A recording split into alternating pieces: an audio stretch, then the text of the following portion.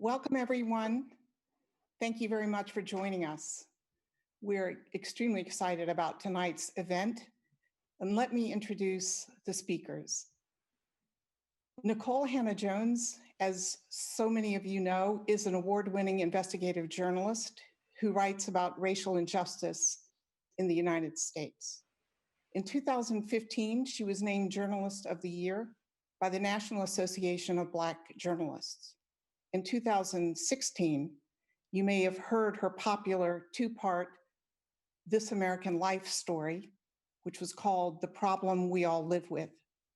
And the story is about school desegregation in Normandy, Missouri, which is the district where Michael Brown attended high school. In 2017, she was named a MacArthur Fellow for her work, and I quote, "reshaping the national conversation about education reform," end quote. But today, of course, Hannah-Jones is best known as the creator of and the lead writer for the 1619 Project. Named for the year the first enslaved Africans ended up in British North America, this ongoing multimedia project was produced in conjunction with the New York Times Magazine.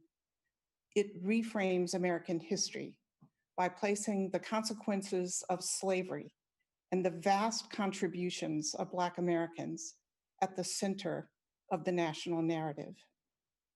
Hannah-Jones' introductory essay to the 1619 Project is entitled, "Our Democracy's Founding Ideals Were False When They Were Written. Black Americans Have Fought to Make Them True."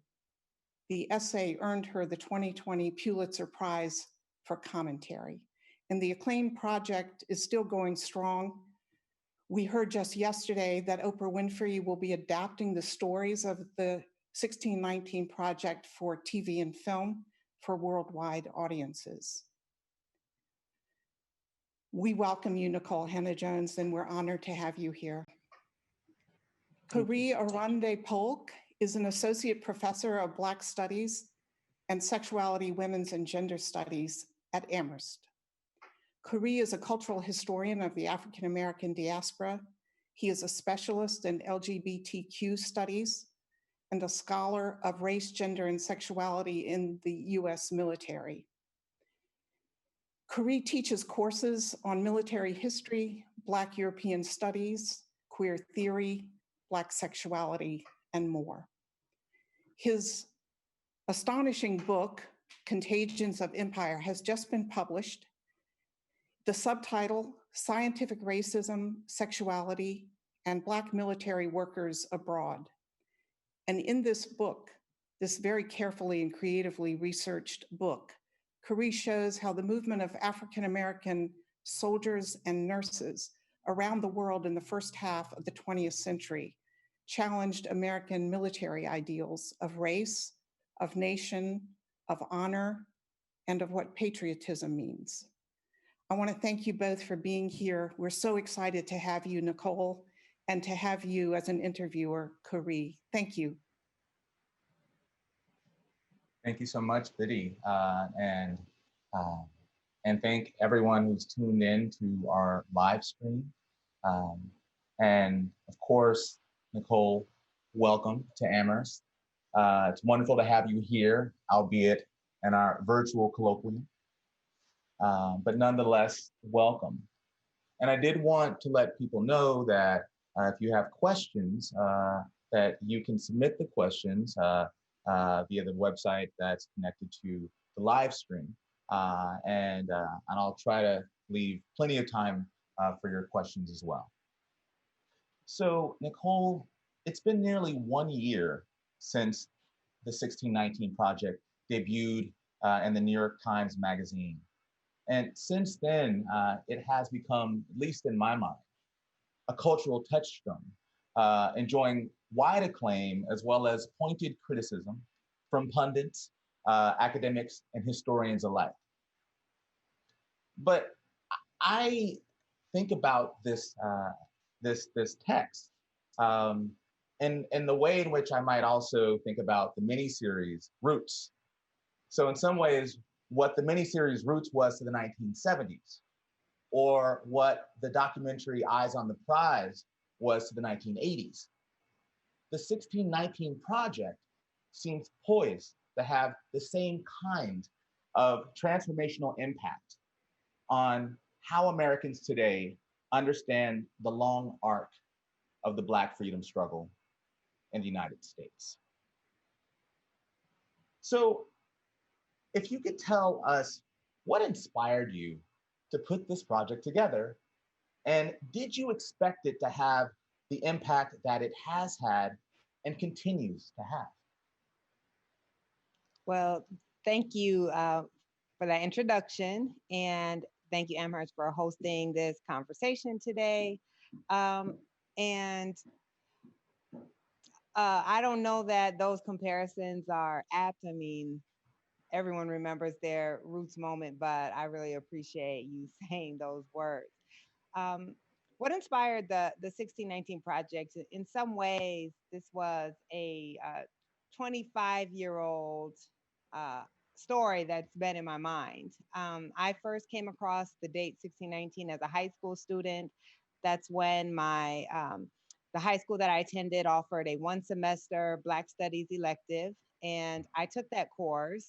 And in that one semester, I learned more about Black Americans and our history and our contributions than I had learned the entire public education that I received. And I initially became angry because I wanted to understand why, in all those years, no one thought it was important for us to learn this history, a history that, as a Black student, had really always felt demeaning and had made me feel that we'd never really accomplished much or contributed much to our society. And here I am in this class and learning about all of these people and all of these events and all of these contributions we made. So I became somewhat obsessed with that history. And when that course was over, I asked that teacher, his name was Ray Dow, he was the only Black male teacher I ever had. I asked him, give me another book. And every time I would read a book and finish it, I would ask him for another book. And I just really began this inquest, this kind of self-study. And one of the books he put in my hand was Before the Mayflower by Lerone Bennett. And I actually didn't know what the title was referring to. And somewhere on page 35 or so, he talks about the year 1619. And I just remember it feeling almost like a lightning bolt. I was like, holy shit, like we were here since 1619. I had no idea that um, people of African descent, enslaved people, had been here that long. No one had ever taught me that date. And then it clicked to me that every American child learns about the Mayflower, which landed in 1620, a year after the White Lion, which lands in 1619. And yet, no child ever was taught in America about 1619. So that the power of that erasure and how much erasure is just as important as what we're actually taught, that stuck with me even as a 16 or 17-year-old child. And so I thought about the year 16 literally since then. So fast forward, a few years since I was in high school, and what I was coming towards the end of book leave. I think we're going to talk about that book. It's not done. But I was coming towards the end of book leave. It was, about November of 2018. And I was thinking a lot about that the following year was going to be the 400th anniversary of that moment. And that, like, so much of the history of Black Americans, so much of the history of slavery, it was probably going to pass with no national acknowledgement, no recognition. Most Americans had never heard of the date, and it was just going to be erased. And how often do we get a chance to commemorate 400 years of anything in this country, but certainly something that I thought to be so foundational to the country that developed?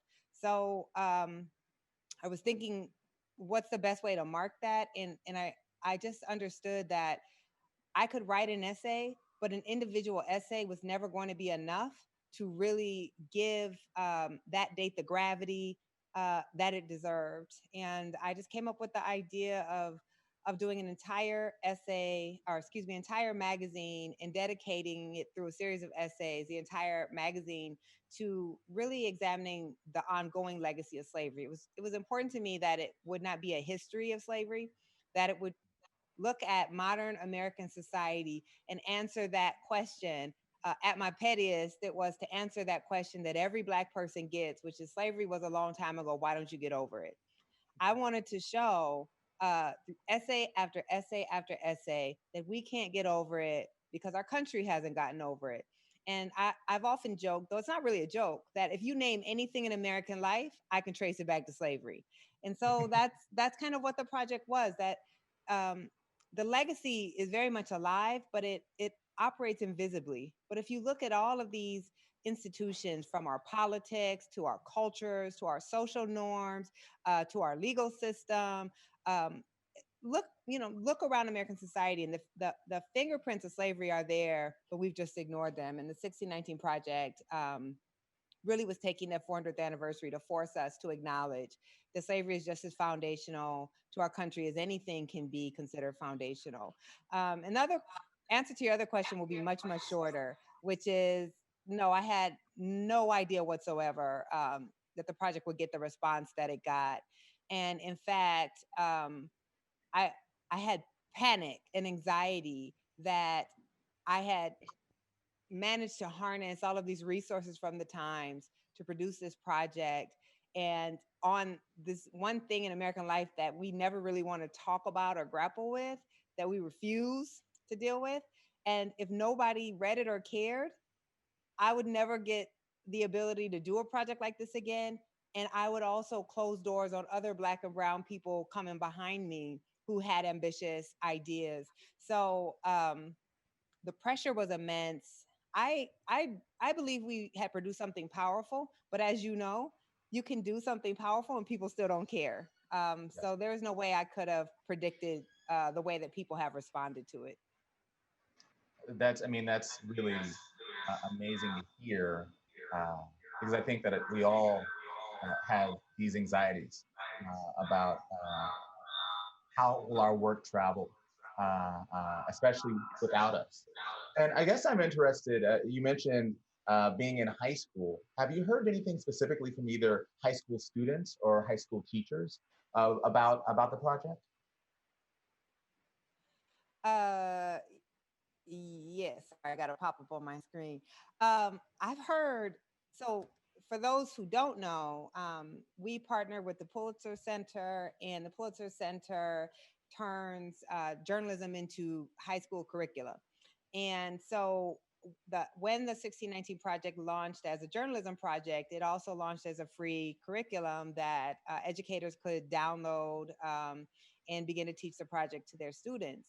So before COVID stopped real life, I was Mm. traveling all over the country and meeting with high school students and educators all over the country. And the response from students is the most unexpected but fulfilling thing that has come out of the 1619 Project. I can't tell you how many students I heard from who said that they felt affirmed and empowered by this story, that they looked around their world much like I did when I was in high school, and I saw the image of our communities on TV and the explanations that we were given, which is that somehow we just didn't want better. And I knew it wasn't right, but I didn't have the facts to actually be able to push back on that narrative. And for so many high school students, particularly Black students, but students of all races, this project really filled in. It made their country make more sense to them. So um, I can remember experiences when I was on the road of students who wrote their own essays in response to mine, and recited and engaged in them. I read an essay from a student who was an immigrant from Southeast Asia. And, there's a part in my essay where I talk about that the very reason Black and brown people are able to immigrate to this country is because of the Black resistance struggle that ends in 1965, our racist immigration quota system. And I say, like, you're here because of us, and you have citizenship because of Black people. And yet we never get the credit for that. And instead, what you're taught when you immigrate here immediately is that anti-Blackness is part of your Americanization process. And this young immigrant said, I never knew that. And it changes my entire perspective on my role here, on what I've been taught about Black Americans. And those kind of transformative moments for young people, you know, I think a lot. I told that story about 1619 in high school, and I think a lot about what that meant for me. And to know that I'm able to provide, this project is able to provide a sense of empowerment for young folks is just so incredibly gratifying. And as far as educators, uh, educators, one, have been educated by the project and have really been thankful to have something to supplement, which we know, what we know to be very poor history that kids are getting, educators are tasked with teaching from their textbooks, which are highly politicized. Well, I think it's the question of the politicization of education that I'm interested in terms of some of the the critiques that you received from from different pundits, and I'm wondering how you receive those criticisms. Were some of them fair? Were some of them mean-spirited? Were they coded as, did you feel that they were racist, or just simply afraid of a history that they perhaps did not want to acknowledge? I would say all of the above, depending on the critic. And how I responded depended on the day.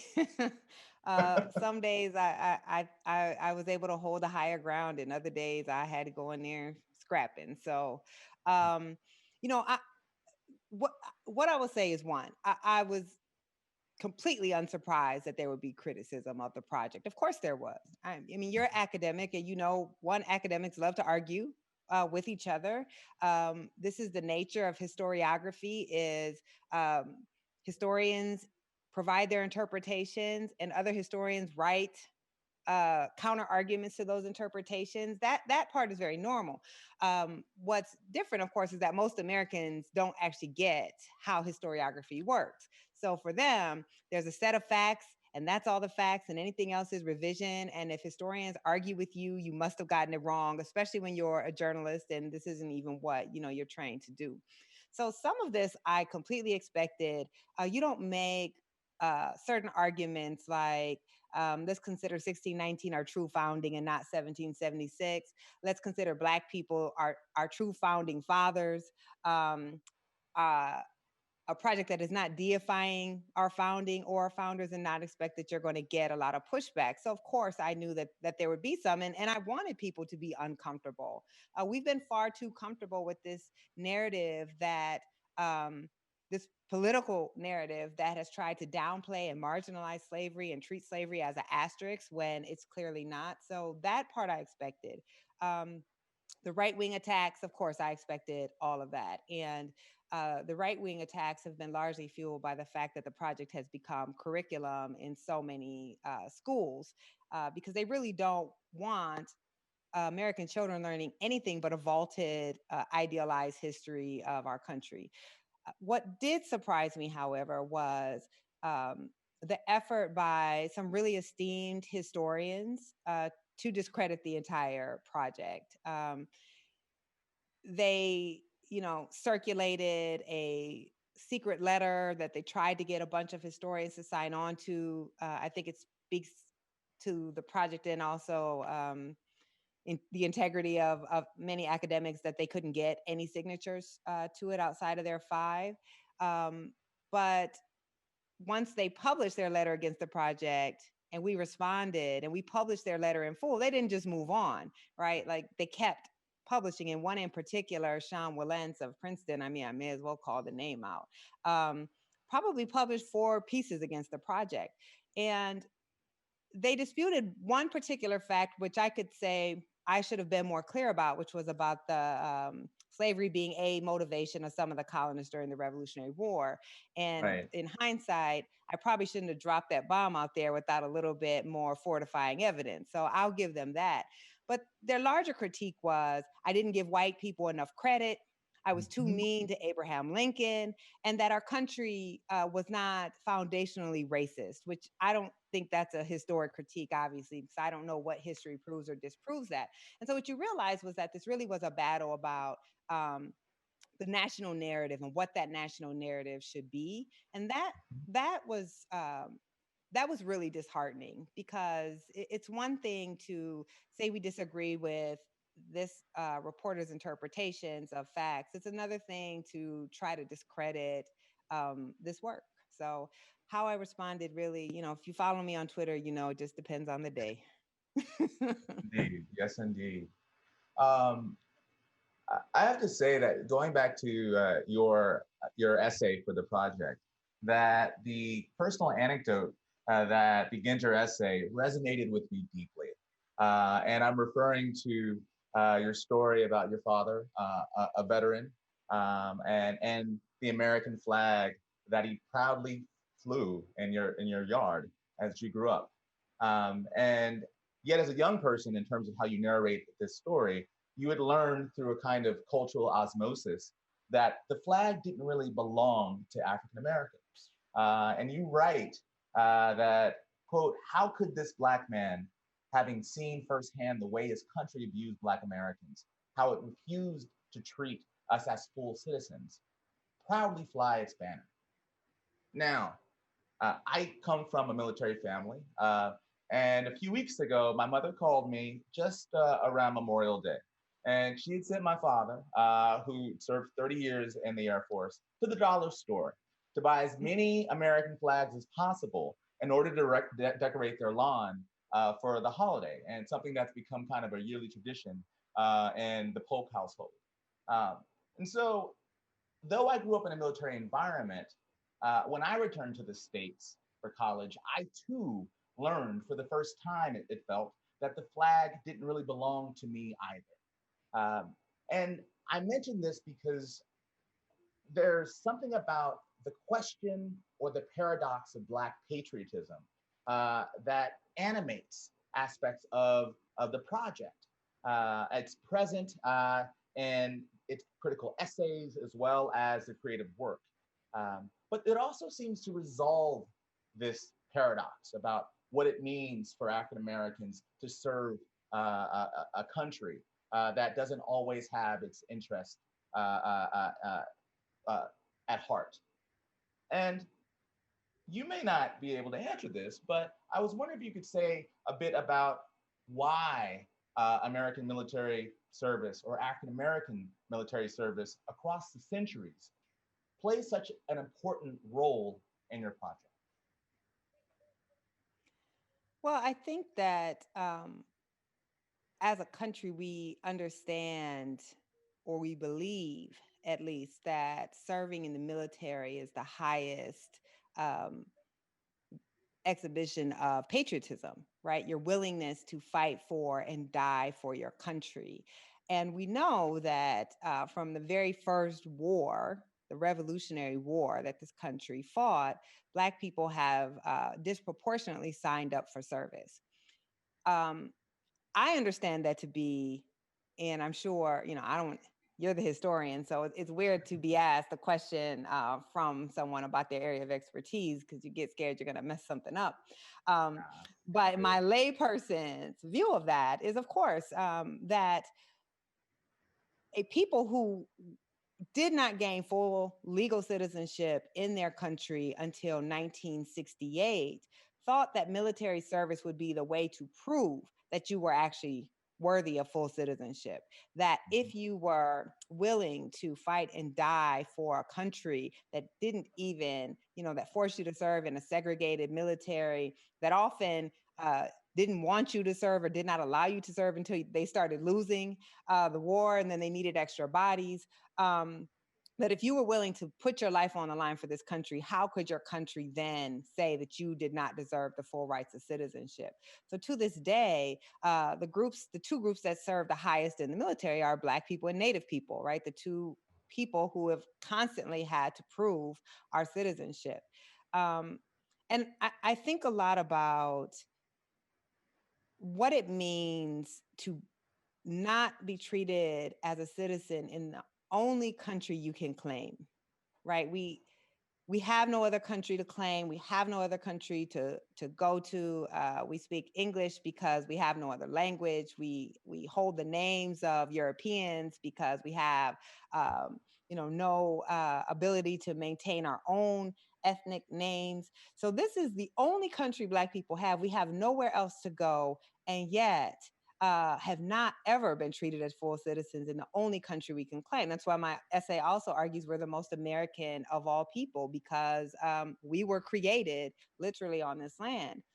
So to have to try to fight and die just to be recognized as a citizen, and this is what we have done, and this is why I didn't understand my father. It was very hard for me to understand how you could love a country so much that demeans you in that way.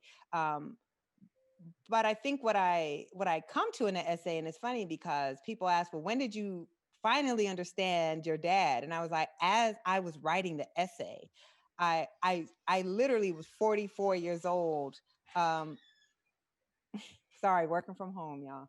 I was literally writing the essay and reading Black people claiming this country and saying, when during and after slavery, they tried to send us to another land. They tried to say, we're going to free you, and then y'all got to get the hell out of here. And Black people were saying, no, like, our ancestors died here. Our people's blood is in this soil. We're not going anywhere. And it's reading that and saying, like, there was the smartest thing we could have done right after slavery was left this country, right? There was no reason that we should think that a country that would treat us as chattel for 250 years was a place that would ever treat us fairly and that we should stay and invest in. And yet we believed so much in these founding ideals and in our ownership, right? Even though white people were telling us we didn't have any claims to this country, we never bought that. We believed actually that we had a tremendous claim to this country and more of a claim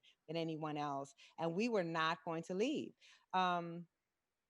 So reading that, then I understood what my dad was saying, right? That you don't have the right to make me feel that I can't claim this land. And I'm going to proudly, you will never see me fly an American flag, let's be clear. But I understand my father saying, I have the right to do this, and you are not going to allow me to feel that I don't. And that has been, I think, what Black people have done in serving in the military, and often feeling very conflicted about it, right? Especially as our military service began to be used against Black and brown people in other places. There's always been this deep sense of confliction about serving empire and serving in America, but also feeling that this is the thing we must do so that we can be treated as citizens in our own land. Thank you. Which is why I'm really excited to read your new book. Oh, well, thank you. Back to 1619 Project. It's really masterful and in some ways giving us the long arc of the very long Black freedom struggle in the United States. And the many ways in which moments of achievements of rights seem to be eroded time and again. From the project, you narrate about the Reconstruction era that followed the Civil War, and this oh so brief moment of Black political participation and self-determination in the 1860s and 1870s, as well as the Civil Rights Movement that occurred 100 years later in the 1960s.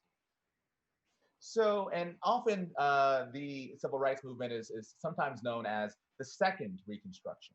Yes. So 2 days ago, the Movement for Black Lives unveiled the BREATHE Act, a new piece of legislation that offers concrete ways that lawmakers can create a new vision for the country that is safe for everyone, including defunding the police and divesting from incarceration, investing in new approaches to community safety, providing resources to build healthy, sustainable, and equitable communities for everyone, and enhancing the self-determination of all Black communities. Now, I'm going to ask you a question, and this is the question of whether you're feeling hopeful today or perhaps pessimistic. But is it possible that, in the words of Reverend Dr. William J. Barber II, that we as Americans within the United States may be on the verge of a third Reconstruction? So I'm never hopeful. Let's just be clear, and not on my best day. But it's an interesting question, and I have such great admiration for Reverend Barber, and so I never want to say anything against Reverend Barber. But I think it's far too early to tell if we are in a third Reconstruction or not. When we think about the civil rights movement, that was a decades-long movement. That was a decades-long freedom struggle. Of course, Reconstruction that follows the Civil War follows the deadliest war in American history. So we're only a few weeks into this current iteration, and in many ways the media has already moved on. There was back-to-back coverage of the protests initially. Now they might get a few seconds on the news every day. So I'm worried that the attention that is necessary will not be sustained. I'm worried that we're seeing a lot of very fast, superficial things happening. Aunt Jemima's dead now. NASCAR finally realized after all these years that it's not in their values to let people fly a traitorous flag. But what we haven't seen is Congress passing a bill that would truly reform policing. We haven't seen real action on economic justice, which is really the linchpin of inequality. No one's talking about school segregation or housing segregation. And by no one, I mean the people in positions of power to actually change these things. So I don't know. I think it's going to take a while to see how sustained this is if we're truly going to see second Reconstruction. Now, the climate, of course, is ripe because we've only seen these kind of massive societal thrusts towards inequality or towards equality when we've had massive societal ruptures and Civil War, the civil rights movement combined with the anti-war movement and Vietnam kind of creates this environment that allows us to make this massive progress. And now, of course, we're in a global viral pandemic that's colliding with a 400-year racial pandemic. And you have millions of people out of work. You have suddenly all of these white Americans who are having to realize that your financial circumstances can become extremely precarious and it can be totally out of your control. So the condition that Black people have regularly lived in, now you're finding millions of white Americans in that similar position, and it's not for anything that they did wrong. And I think that is allowing them to see that that can also be true for millions of Black people, that we can also be in desperate financial circumstances. And it's not because we just need to take personal responsibility. So that type of rupture certainly creates an environment where we could see a third Reconstruction. And then, of course, we have a white nationalist in the White House and millions of white Americans who were willing to accept a great deal of racism have realized that it's harming them.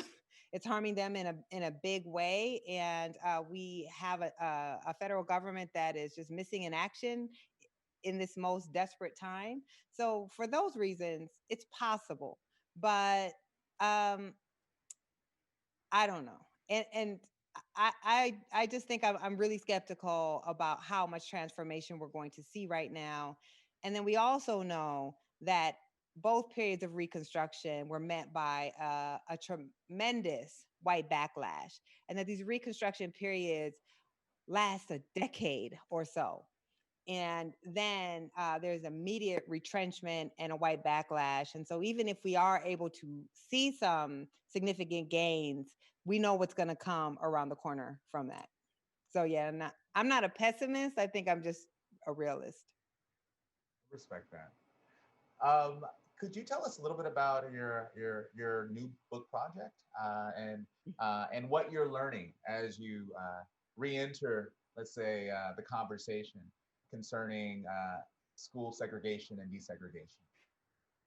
So my new book project is actually my old book project that I just haven't finished yet. But um, for about a little more than 3 years, I've been working on a book on school segregation. And it's really a book about the centuries-long struggle for Black people to get a quality and equal education in this country. And the main narrative of the book is Detroit. For a couple of reasons. Detroit is the poorest major city in the country, and it is actually the lowest performing school district in the country. But it's also the home of this landmark Supreme Court case in 1974 called Milliken v. Bradley, which was the first test before the Supreme Court as to how much Brown v. Board applied to the North. And the Supreme Court basically rules that Black children in Detroit did face unconstitutional school segregation, but you couldn't force white suburbs to integrate with Black cities, and therefore it's impossible to integrate by court order in the North.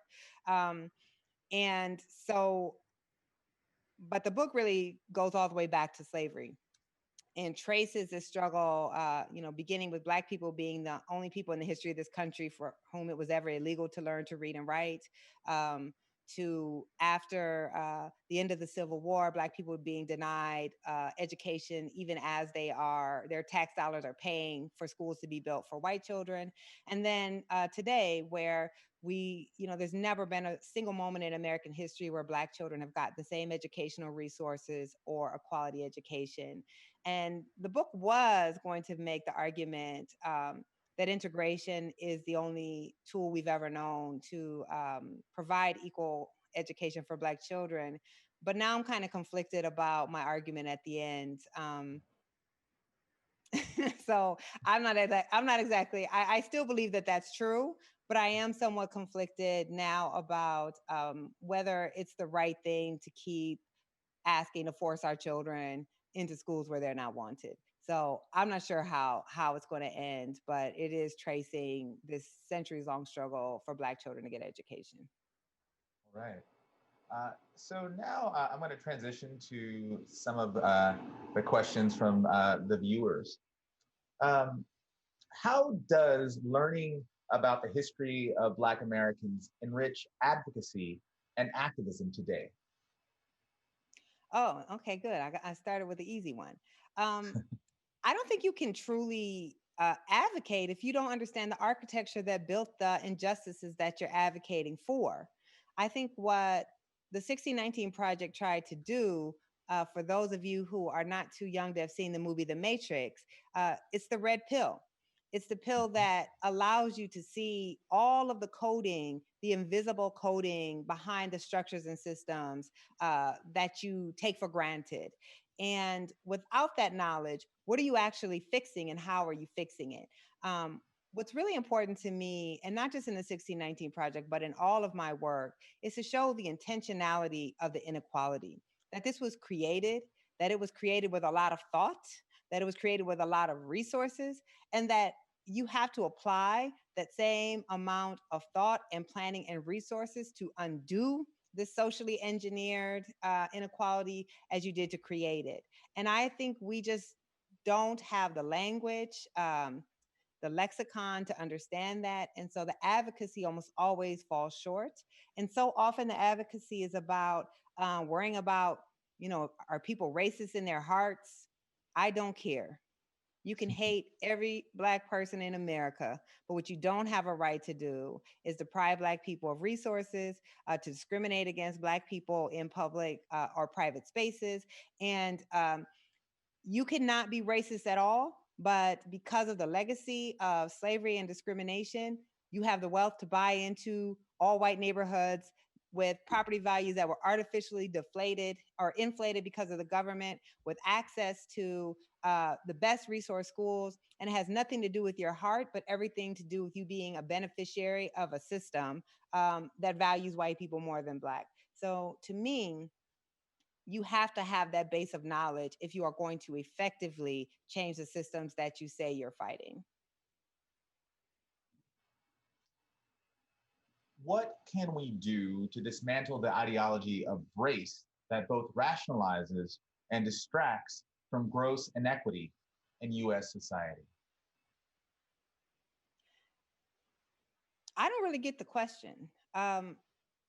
I don't know how the ideology of race distracts from the gross inequity. The gross inequity is created by the ideology of race. So I'm not really sure how to answer that question. Right. What I will say is, like, you know, Black people didn't create race, and we could never use the language of race again, and it's not going to erase the inequality that's been created through a system of racial caste. So I'm less concerned about how do we try to make the language or idea of race irrelevant. And I'm much more concerned about how do we actually deal with a society where everything was designed around race and where we bring equality. I don't think ignoring what we all know is a fiction, but money is a fiction too. But I can't just go to the store and pay for things without it, right? So something can be both a fiction and real, and we can't. I think until you deal with the fundamental underlying inequalities that race has created, you can't seek to dismantle the ideology of race, because all that does then is seeks to hide the infrastructure of the inequality. Returning to the question of education, can you comment on legacy admissions at colleges and universities? That's a rhetorical question. What am I supposed to comment on? Of course. Well, I guess the idea it's would white be people's affirmative action. I mean, I'm not. Yeah, we know that legacy admissions is affirmative action for wealthy white people. And it is the sacred cow, even as Black and brown folks are demeaned by affirmative action. At many universities, up to 25% of admissions are legacy admissions. And almost always legacy admissions are less qualified than the student body at large. So my comment is get rid of them and continue affirmative action for Black and brown folks who actually deserve it. The 1619 project was enormous and enormously successful. Is there anything you would have done differently? No, it was perfect. No, I'm playing.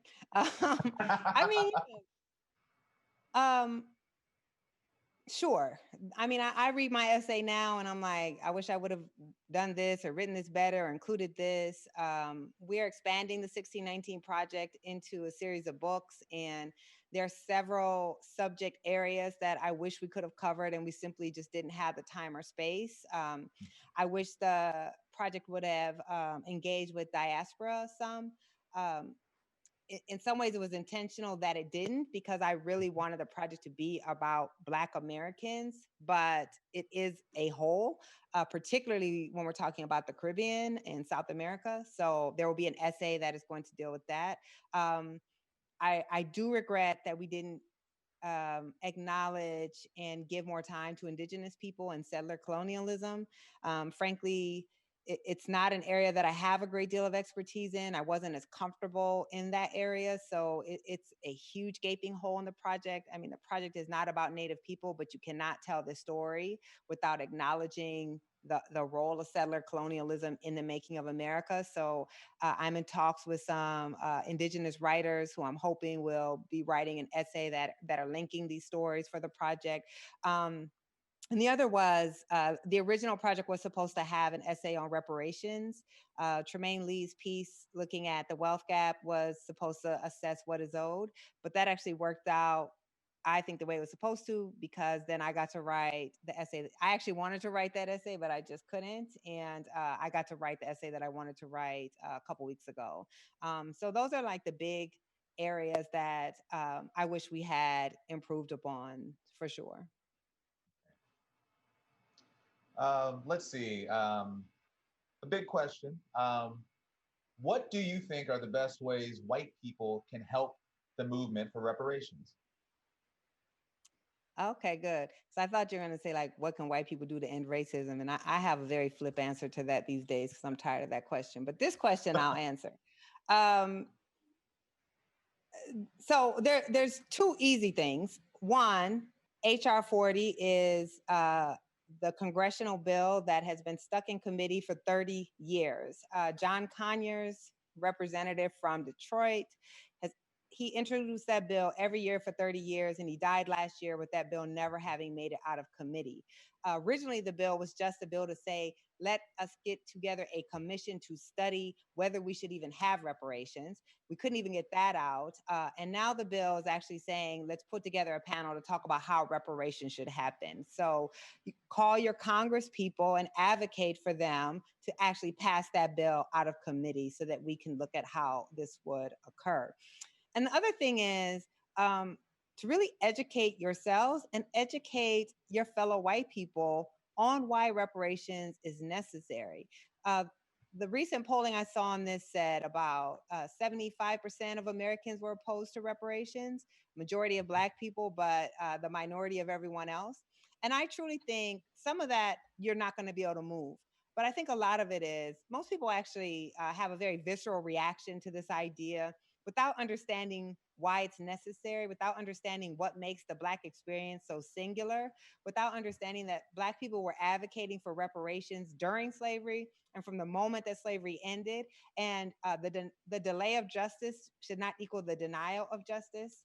And also, as I argue in my piece, What is Owed, reparations are not just about slavery, but the 100 years of legal racial apartheid and terrorism that Black people experienced until 1968.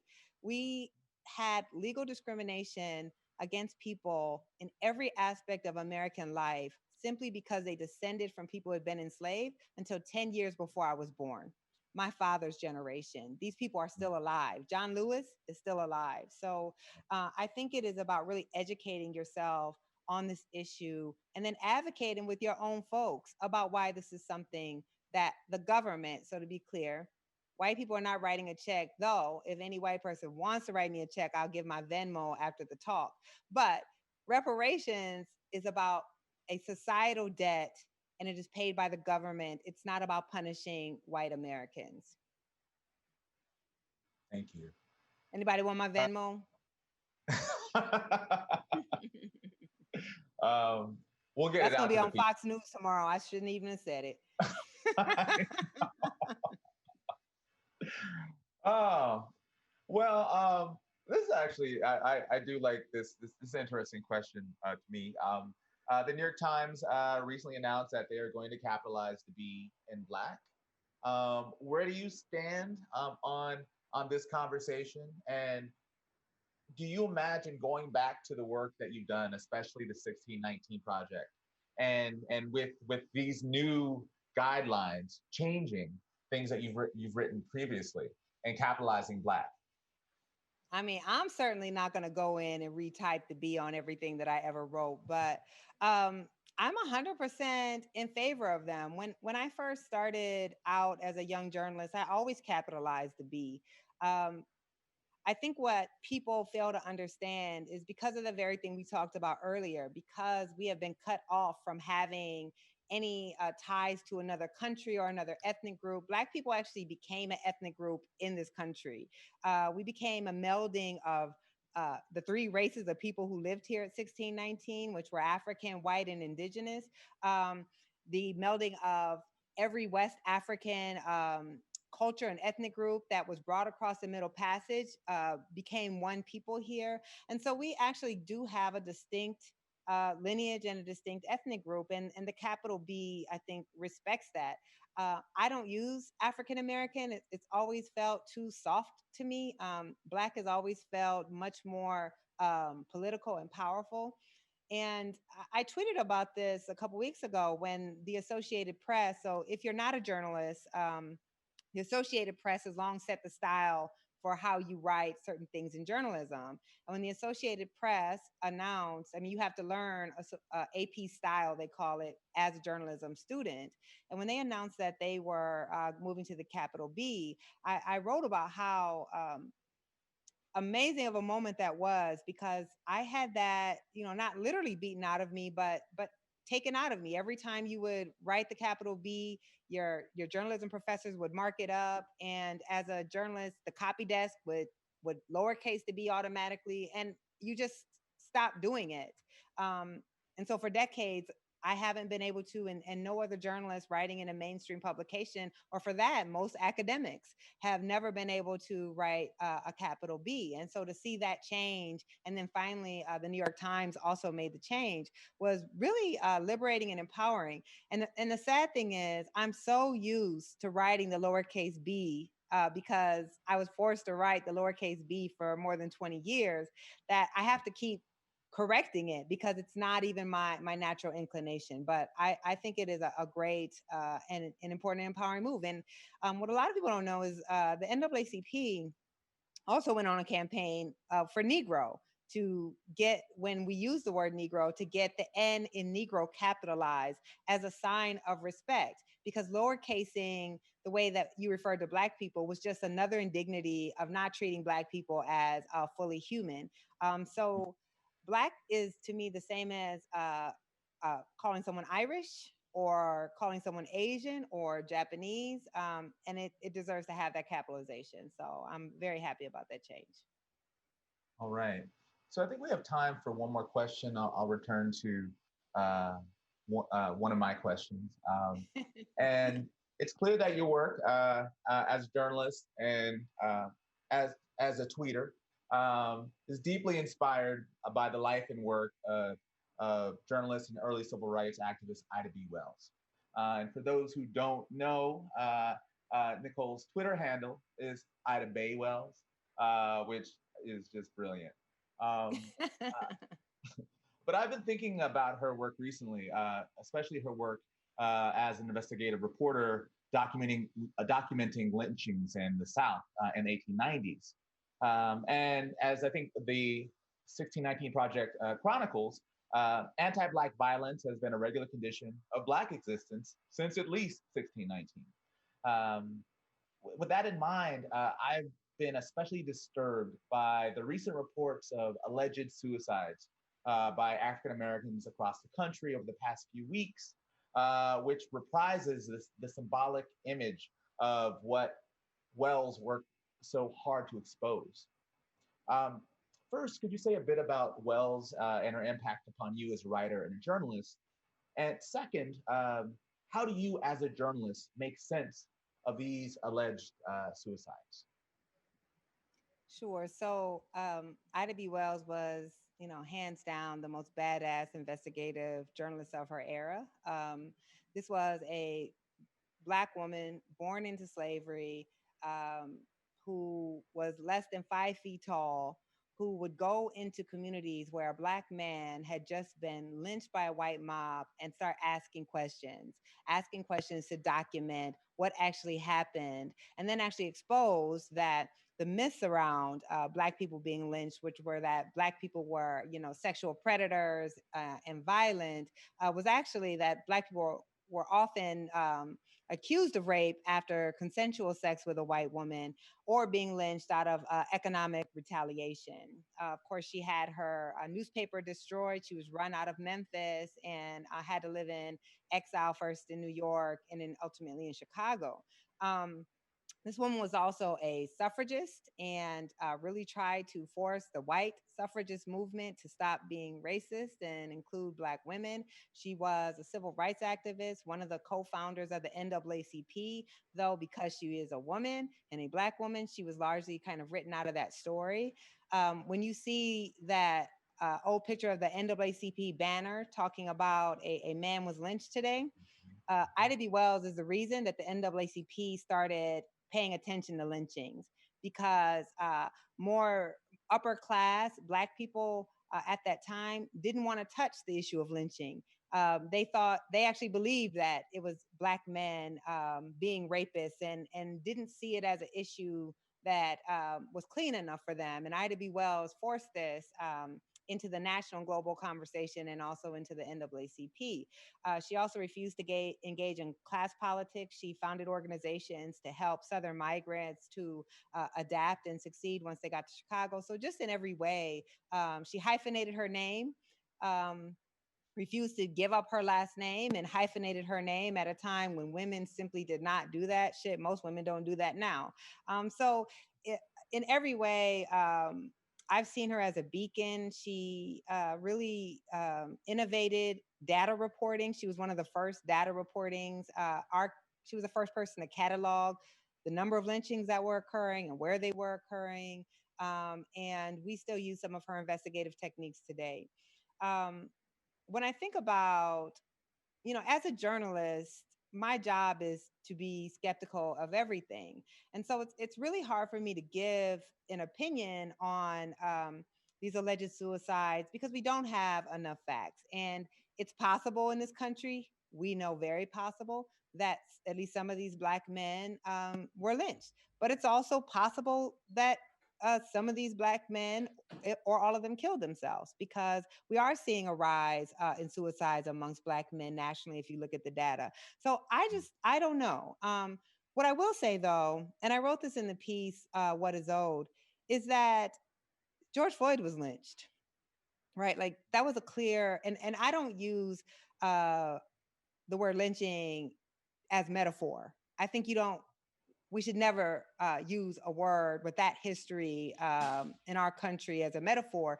But when law enforcement, and we know that according to some studies, law enforcement participated in about 90% of all lynchings that occurred in the South. So to have law enforcement kneel on a Black man's neck for 8 minutes and 46 seconds until he died, that was a lynching. And at the height of lynching, about 2 Black people were lynched every week for 90 years. And today, about 5 Black people are killed by police every week. So maybe those hangings were lynchings, but even if they weren't, we can clearly see the parallels between this extrajudicial violence with no consequence. The phrase they used to use back then was the lynchings were done by parties unknown, even though people knew. There's photographs, no one was hiding it. And every time a police officer kills a Black person and there's no consequence, it's still as if this person was killed by a party unknown, because there's no one who would get punished for their killing. So we do have a scourge of lynchings in this country, whether it's happening with those Black men being hung or not. And I will also just add, in many cases, for instance, like with Trayvon Martin, who was killed in vigilante justice or injustice, it was Black reporters, again, who forced those stories into the national narrative. Those stories were largely ignored by white media and white journalists, and it was Black journalists. You think about Wesley Lowery with his reporting on police violence at the Washington Post. Tremaine Lee is the one from MSNBC that really forced Trayvon Martin into the national message. So we're still having to play that same role that Ida B. Wells played all those years ago. That was a long answer too, I'm sorry. Oh, fantastic, thank you so much. Biddy? Thank you. Thank you so much for that conversation. Thank you for doing the work you do, Nikole. And Khary, thank you to you. We have another event for the Amherst community on July 22nd, and the focus will be on mental health and wellness in 2020, in the summer of 2020. I hope you'll join us. We have a public health expert, Kim Leary, who's also Senior Vice President of the Urban Institute, and also Dr. Paula Rausch, a graduate of Amherst, as is Kim, and the Davidson Chair of Psychiatry, the founding director of the Marjorie Korf Parenting at a Challenging Time program at Harvard. So join us on July 22nd on a Wednesday at 7 p.m. And I wish that all of you out there could join me in thanking Nikole Hannah-Jones and Khary Polk for such an important conversation. I wish we could listen to you for a lot longer. Thank you very much. Thank you. Thank you. Thank you so much for hosting it. And thank you. I really enjoyed talking with you tonight. As well. Good luck on the second book. I got to finish the first one. All right. Bye.